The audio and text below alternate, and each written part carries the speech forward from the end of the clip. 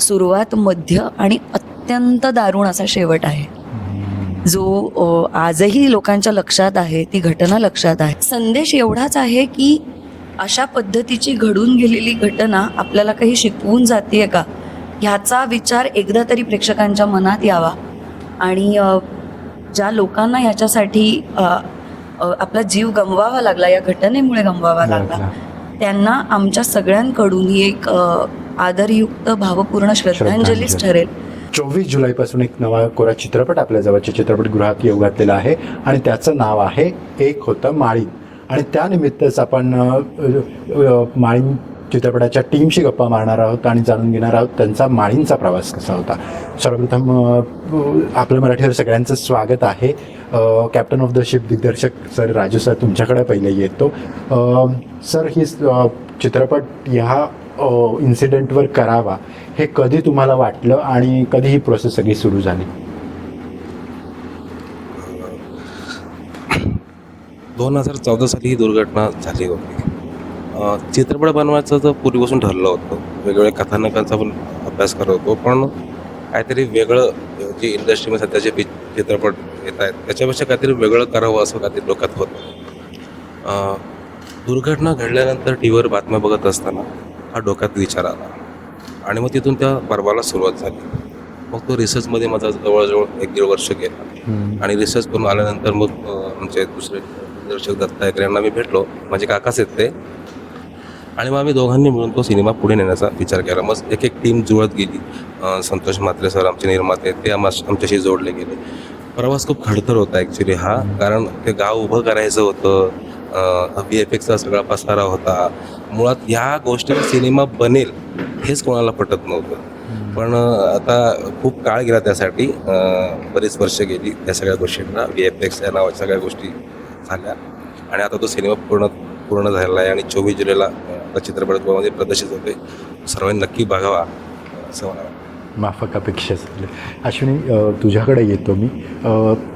वेगवेगळ्या चित्रपटातनं आणि मालिकेतनं पाहत आलेलो आहेत. एक वेगळी भूमिका तुझ्या वाटेला परत आली मी असं म्हणेल. जेव्हा ही भूमिका तुला ऑफर झाली तेव्हा तुझी काय भावना होती आणि चित्रपटाचा तुझा प्रवास कसा होता?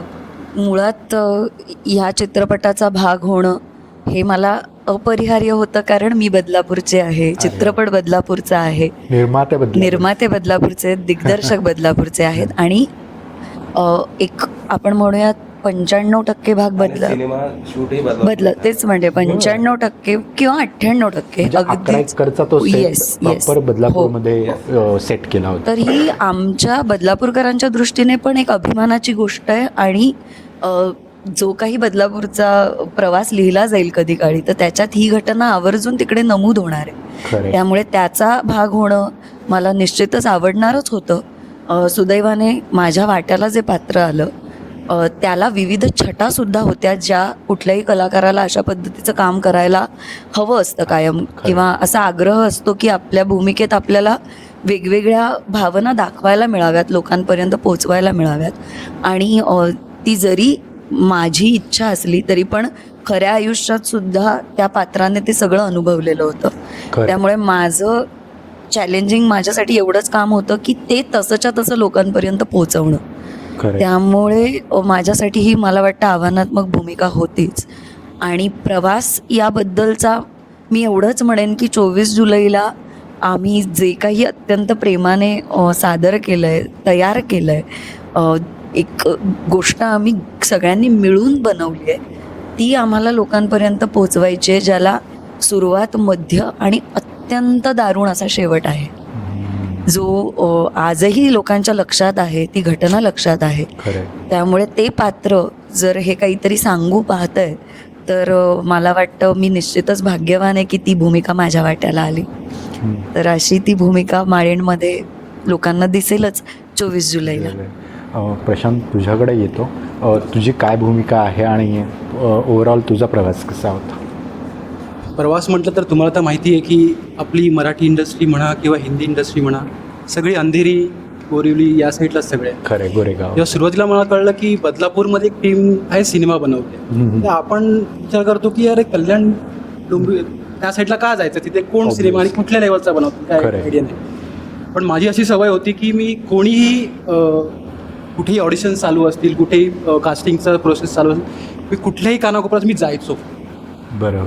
आणि मी गेलो तिथे आणि तिथे गेल्यानंतर सरांची मीटिंग झाली.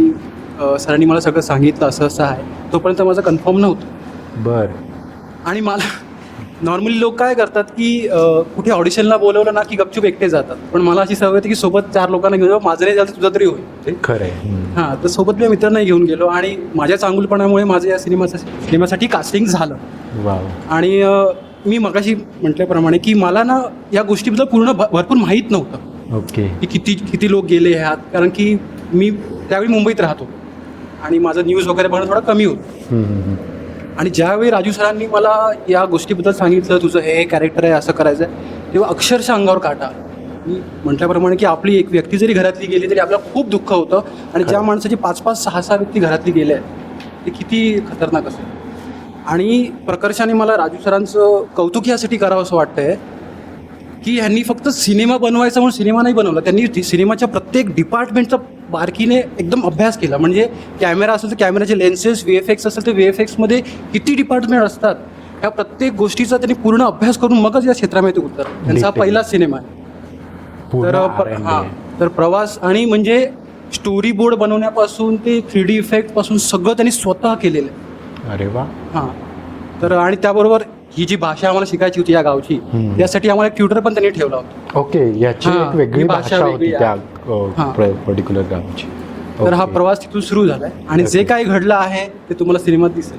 नक्कीच. आणि सर तुमच्याकडे येतो, वेगवेगळ्या भूमिकेतनं तुम्हाला आम्ही पाहतच असतो. काय वेगळेपण ह्या कॅरेक्टरनी तुम्हाला करायला भाग पाडलं किंवा केलं तुम्ही या? खरं तर मी याच्या आधी त्या सिनेमाच्या आधी ज्या काय भूमिका केल्या होत्या ते पाटील रांगडे टाईपच्या भूमिका होत्या. बरं. निगेटिव्ह. आणि यामध्ये तो एक सीन होतो मला तिथं तो सगळा म्हणजे ह्या सिनेमामध्ये जे वाचलेले जे कॅरेक्टर होते त्यापैकी माझं एक कॅरेक्टर आहे. ओके. आणि तो व्हायलन्स सगळा जो पाहिल्यानंतर तो फुटतो. एक सोजवळ हा, ते मला जमेल की नाही, माझ्याकडनं होईल की नाही असं होतं सगळं. पण अरे ती आमच्या आर्ट डिरेक्टर सरांनी आणि ते रिअलिस्टिक होतं सगळं. बरं. ते आपोआप मजा आली करताना. पण त्या पद्धतीचं कॅरेक्टर आणि सगळ्यांनी खूप मेहनतीने ते उभं केलंय. अशा ह्याच्यावर खरं तर कोण सिनेमा करायचं डेअरिंग करत नाही, पण केलंय आणि एखाद्या गोष्टी रूपात आता आपल्या समोर येतोय. तो व्हायलन्स सगळा आणि मजा आहे सगळी म्हणजे बघाल तर. आणि आपण अशा पद्धतीच्या घटना यावर्षी सुद्धा अनुभवतो, आपल्या आजूबाजूला बघतोय. खरं. तर माझी एवढीच विनंती राहील की ते सगळं जे काय केलंय ते पाहण्यासाठी तुम्ही सगळ्या प्रेक्षकांनी 24 जुलैला हा सिनेमा संपूर्ण महाराष्ट्रात रिलीज होतोय. तो व्हायलन्स नक्कीच तो सिनेमागृहात जाऊन पाहण्याचा आहे. तर तुम्ही तो चित्रपटगृहात जाऊन पहा ही विनंती. धन्यवाद. नक्कीच. दत्त सर तुमच्याकडे येतो. ओव्हरऑल काय कसा याच्यावर आणला, पडद्यावर हा चित्रपट तुम्ही आणला, थोडंसं तुमचा एक्सपिरियन्स. ॲक्च्युली ही घटना जेव्हा घडली त्यावेळेला फक्त महाराष्ट्रात नव्हे तर ऑल ओव्हर इंडिया BBC सुद्धा ही न्यूज झळकत होती. आणि ती घटनाच एवढी मोठी होती की त्या घटनेवर एवढं विश्लेषण बाहेर सगळं करत होते. किती माणसं मेली हे सुद्धा म्हणजे कंटिन्युअस त्या बातम्या कायम चालू होत्या. 3-4 दिवस 10 दिवस झाले तरी शेवटी कंटाळून 151 मृतदेह त्यांच्या हाती लागले. जनावरं बाकी होती, त्यांचाही किती गेले काय त्याचा आत्ता पत्ताच नाही, कारण ते सगळे माणसं काढायच्या मागे होती. आणि काही दिवसांनी मग त्यांनी ते पावसामुळे त्रास होत होता हे करून तर अर्ध्या बॉडीज तर काढल्याच गेल्या नाहीत. एवढी भयानक घटना ती होती. आणि छोट्याशा जागेमध्ये सगळं यंत्रणा आणणं, आमचा तर सेट मोठा जागेत असला तरी पण त्याच्यामध्ये कुठली गाडी त्या चिखलामुळे शिरत नव्हती. तिथे ॲम्ब्युलन्स जात नव्हती, JCB जात नव्हते. अशी अवस्था आमच्या लोकेशनला होती, कारण पाऊसच तेवढा झाला होता. अश्विनी म्हणून सांगितलं ते सेट 2 वेळा हे झालं होतं, ओके. आणि अशा बऱ्याच अडचणी झाल्या आणि शेवटी काय आता आमच्यावर पावसामुळे काही सीन होत नव्हते, ड्रॉप मिळत होते, तारखा गोळा करणं. मग ज्यावेळेला आम्ही शूटिंग लागले तेव्हा माझ्या एडींना मी सांगितलं की बाई तुमचं शेड्यूल लागलं ते लागू द्या, पण त्याच्याबरोबर आपल्याला त्या दिवशी त्या कलाकारांबरोबर कुठले मोंटाजेस असतील काय असतील त्या रिकाम्या वेळेत आपण ते पटापट उरकून घेऊ, जेणेकरून आपलं शेड्यूल कमी होत जाईल. कारण थोडासा अनुभव पाठीशी असल्यामुळे ते मी करत गेलो आम्ही. आणि त्यामुळे जरा आमचा बराचसा एक काही दिवस का होईना वाचले गेले आणि ते वाचले म्हणजे आमच्या युनिटला थोडासा फायदा झाला. आणि सगळे रिकामे बसायच्या मूडमध्येच नव्हते कोण. चला करायचं आहे, चला. लाईटमन पण वेळ झाल्यावर थांबायचे नाही. ही इंडस्ट्रीची आपल्या खरी अवस्था आहे. लेट करायचं म्हणजे परत दुसरी शिफ्ट लागली. खरे. पण आमच्याबरोबर लाईटमन यापूर्वी काम केलं होतं, त्यामुळे सगळ्यांनी कॉपरेट. चला 2 तास 3 तास 4 ताससुद्धा ते काम करत होते, पण काही आरडाओरड नाही. आणि असं होतं कधी कधी. आणि ह्या कष्टातून जेव्हा फिल्म तयार होते तेव्हा वेगळी मजा आणि तेवढीच मनामध्ये भीती आहे. आपण जे केलं आहे ते लोकांपर्यंत कितपत कसं पोचवायचं, किती पोचवायचं, लोक हे बघायला येतील का. पण मी आग्रहाने सांगतो 24 जुलैला तुम्ही नक्की थिएटरमध्ये या. हा चित्रपट नाही, असा चित्रपट म्हणणारच नाही मी त्याला, असा चित्रपट होणार नाही पुन्हा याच्यावर. कारण ह्या विषयावर कोणी हात घालत नाही, हिंमत करत नाही. तर आम्ही केले ती हिंमत छोट्याशा गावातून, बदलापूर गावातून. आम्ही सगळे आर्टिस्ट ॲक्टर पुढे हे सगळे बदलापूरचे असल्यामुळे. आणि घटना विशेष म्हणजे ते पुण्याचे कलाकारापणे ज्या ठिकाणी ही घटना घडली ते पुण्याचे कलावंतसुद्धा या टीमला सामील झाले. कोण आपले मेकअपमन प्रोस्टेटिक बोराडे ज्यांनी बाहुबलीसारख्या फिल्म केल्या ते सुद्धा आम्हाला बदलापूरला येऊन जॉईन झाले. अरे वा. आणि आमचे म्युझिकचे समजा जावेद अली आणि संगीतकार आमचे नागपूरचे होते, त्यांनी जी गाणी लिहिली होती अप्रतिम गाणी लिहिली होती. आता आम्ही थोडं रिलीज करतो एक गाणं चित्रपटातनं आम्हाला त्या चित्रपटांना तुम्हाला गाणं दिसेल, कळणारच आहे. आणि सगळ्यांनी 24 जुलैला या चित्रपटात आम्ही काय केलं आहे, काय दाखवलं आहे, यापेक्षा आम्ही काय संदेश दिला आहे तोही तुम्हाला पाहण्यासारखा आहे. आणि तो तुम्ही नक्कीच चित्रपटगृहात या, बघा, एवढीच विनंती करतो. संतोष सर तुमच्याकडे येतो.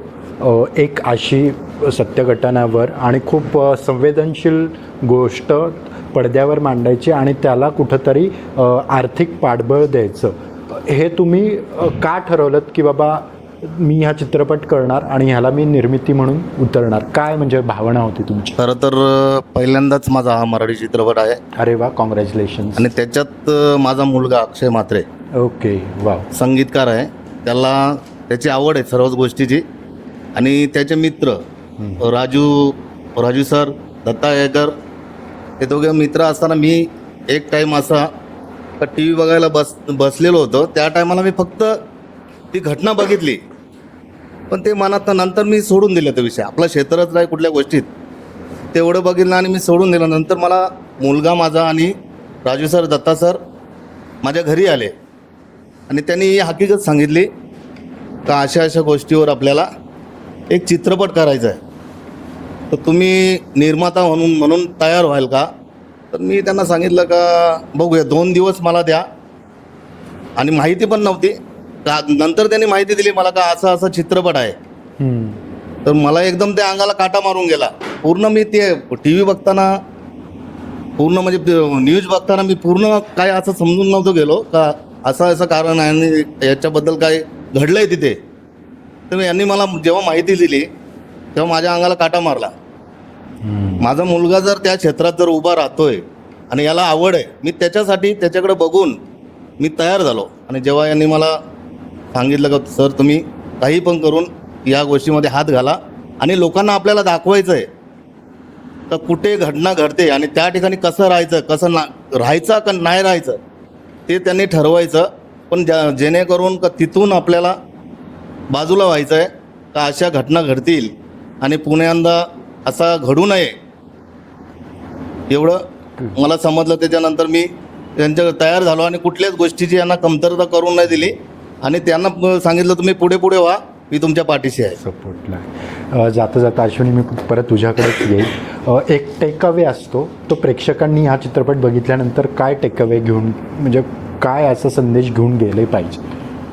प्रेक्षकांना मी एवढंच सांगेन की घटना कितीही जुनी असली तरीही आज आपण जे काही बघतोय आपल्या आजूबाजूला घडतंय आणि नैसर्गिक आपत्ती जरी असली तरी कुठे ना कुठेतरी आपल्या काही चुका त्याच्यामध्ये समाविष्ट आहेत, ज्याच्यामुळे या घटनांना हातभार लागतो आणि ते नुकसान आपल्या सगळ्यांनाच भोगावं लागतं. खरंय. तर संदेश एवढाच आहे की अशा पद्धतीची घडून गेलेली घटना आपल्याला काही शिकवून जाते का, ह्याचा विचार एकदा तरी प्रेक्षकांच्या मनात यावा.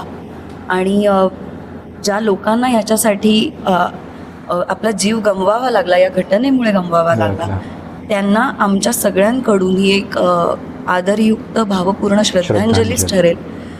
ती त्या गावकऱ्यांचीच फक्त गोष्ट न राहता ती आपल्या सगळ्यांच्या कोणाची तरी, आपल्यासाठी ते कोणीतरी नातेवाईकच ठरतील की काय, अशी ती घटना आहे. आणि तसं कनेक्शन आम्हाला त्या या गोष्टीत सापडलेलं आहे, ते आम्हाला प्रेक्षकांपर्यंत पोहोचवायचं आहे. आणि म्हणून मी प्रेक्षकांना हे आवाहन करीन की 24 जुलै 2026 या दिवशी आमचा चित्रपट एक होतं माळी तुम्हा सगळ्यांच्या भेटीला येतोय.